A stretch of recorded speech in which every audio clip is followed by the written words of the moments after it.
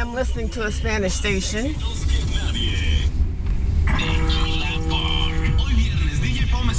It's I like it because I think everybody should know at least 2 languages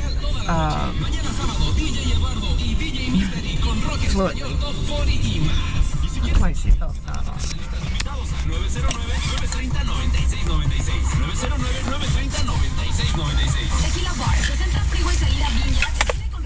Always improve yourself. Well, today's video is about how to make yourself a catch. How to make yourself a catch. Excuse me. Oh. Anyway, today's video is how to make yourself a catch. Females. Okay? A catch. If you're looking for a husband. Those of you who are over 18, okay? I don't think anybody should be married before they're 25, to be honest. But this video is for those of you who are over 18 and want to get married. These are not hard, set rules. The tips I give you in this video will help immensely in your quest to make yourself a catch. Number 1, if at all possible, and it is very possible, try not to have kids by somebody you're not married to. So, you know, a lot of guys who have it going on don't necessarily want the baggage. They can have 10 kids. They can have they can have a bunch of kids or several kids out of wedlock, and you know, it's a different, you know, unfortunately it's a that's just how things are. It's just reality. Guys can have kids that from women they are not married to, and girls can too, but guess what? It kind of, you know, plummets you on the scale. On the scale of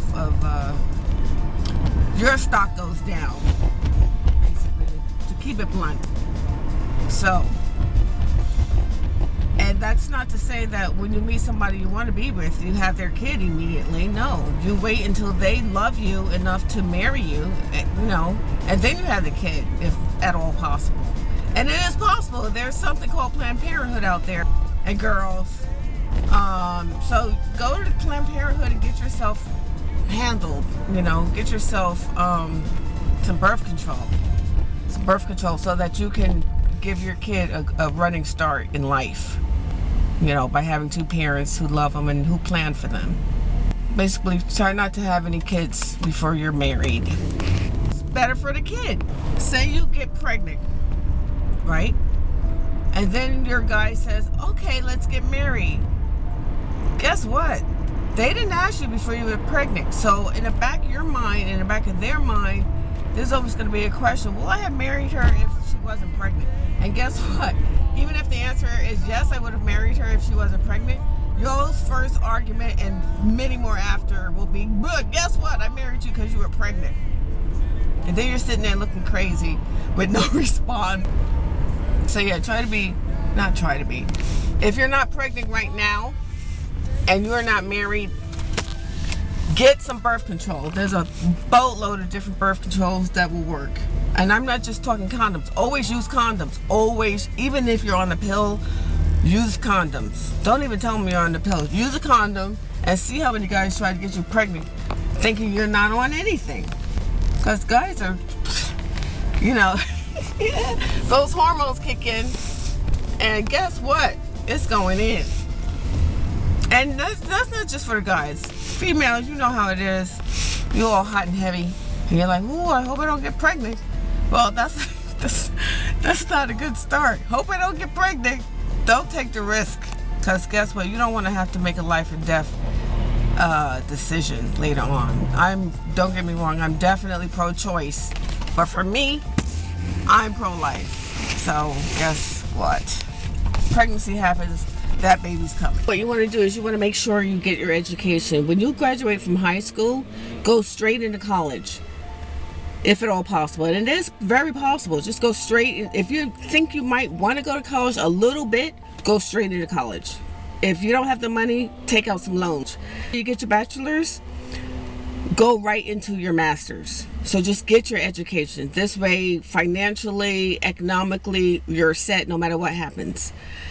The other side of it is you are now an educated woman, which raises you on the scale of wifeable. Marriage is a partnership. So you want to make a good business partner, someone that can handle money, and, you know, God forbid if something goes wrong with your marriage, you can handle your business because you have an education. You're not a dummy out there confused.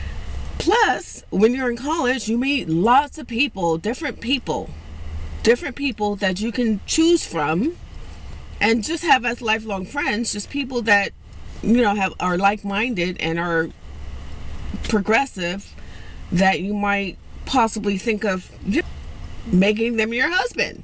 You end up marrying someone that doesn't have a degree, you don't have to be the know-it-all. You just, you know, dumb it down a little bit. There's nothing wrong with that. You don't have to be the know-it-all all the time, but at least you know something because you have your education. So that's number 2. Get your education. Number three on in the list of 10 is date a lot. Date a lot. And dating a lot doesn't mean that you're going to sleep around a lot. But what you want to do is you want to date a lot, and you become a better dater when you date a lot. You can tell who is good husband material if you're dating a lot, because, you know, if you have a little bit to choose from, it's not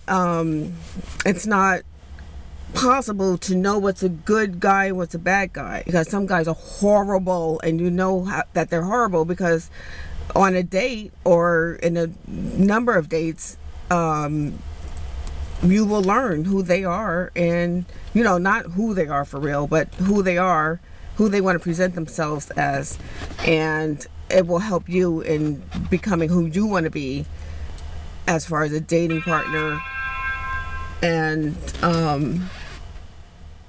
such and so forth. You know what? I do these videos in my car so I won't be disturbed, but of course I'm still getting disturbed, and I have what I thought was all my messaging off, but sorry. So you want to date a lot. For anyone. Don't try to change for anyone. If it's something that's just you and that's you, then, you know, people either love it or they don't, and next. So yeah, at least know what your deficits are. So that's the next on your list. Own your deficits. That's number 4. Own your deficits.